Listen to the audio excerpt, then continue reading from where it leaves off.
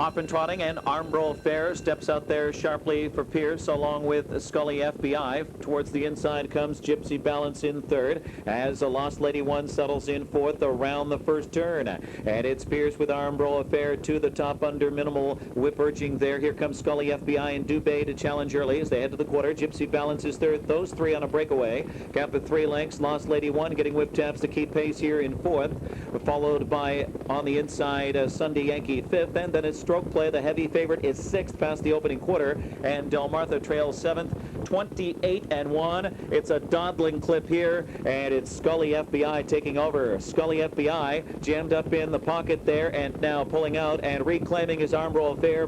Pierce back to the top with ARMBRO Fair. So that will give Scully FBI a pocket trip here. Gypsy Balance is third. The Catman commits now first over with Lost Lady One, and picking up that cover Sunday Yankee second over for Campbell, and tracking that one will be Stroke Play. She'll be third over past the half, and then it's Del Martha. The half was 56 2/5, 28-1 in that second quarter. ARMBRO Fair locking up with Lost Lady One. Pierce and the Catman going at it on the far turn. Perfect trip here for Sunday Yankee. Campbell tracking second over now, third on the outside, as gapping the pocket there is Scully FBI. Jammed up behind her is Gypsy Balance.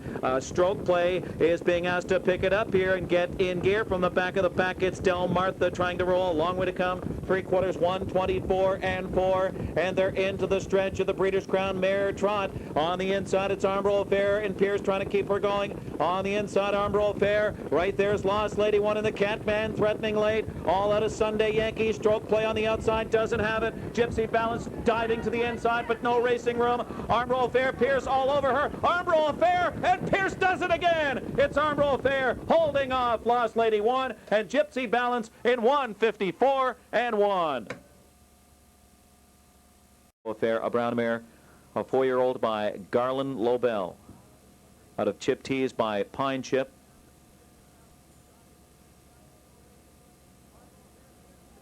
She's owned by the Robert McIntosh Stables of Windsor, Ontario, CSX Stables, and Michael Kohler of Michigan.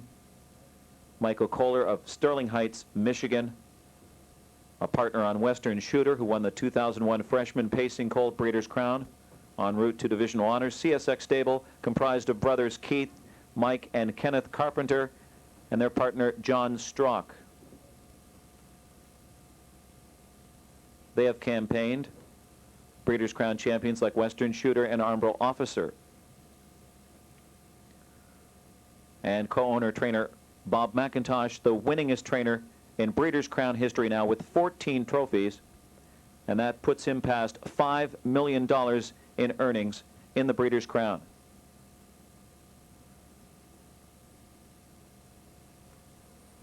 Bob McIntosh inducted into Harness Racing's Hall of Fame in 2003, a 7-time O'Brien Award winner as Canada's Trainer of the Year and 2-time Glenn Garnsey winner as Trainer of the Year in the U.S. A long list of top horses under his tutelage.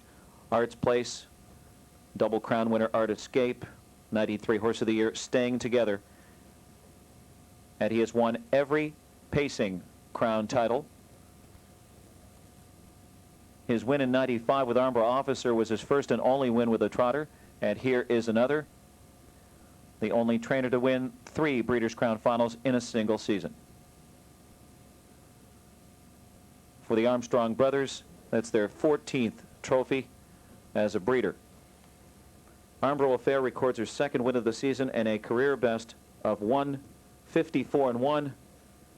2nd straight Breeders' Crown victory today for Ron Pierce, and his 3rd winner of the day.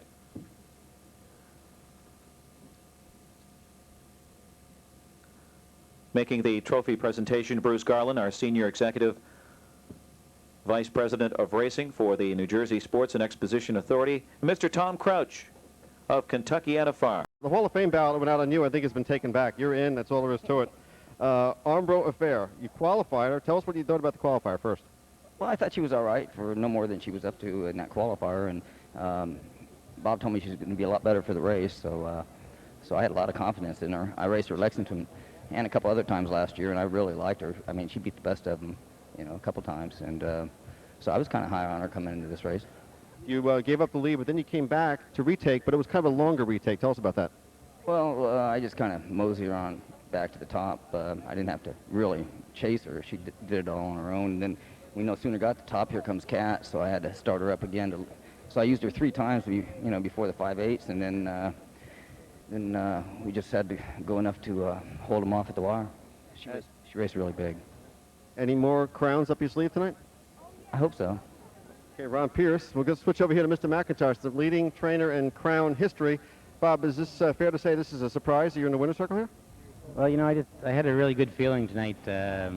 She trained good down all winter, and these age trotting mares, you just got to aim at certain events, and sometimes it works out and sometimes it doesn't, but tonight it worked out. She was kind of aimed at this event, and Ron Pierce gave her a great drive, and the mare was sharp tonight.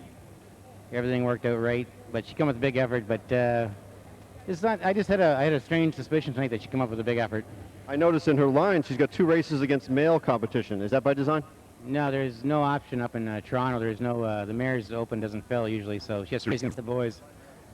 But, she's raced very good track record at Hazel Park, her first start this year, and raced good in Toronto.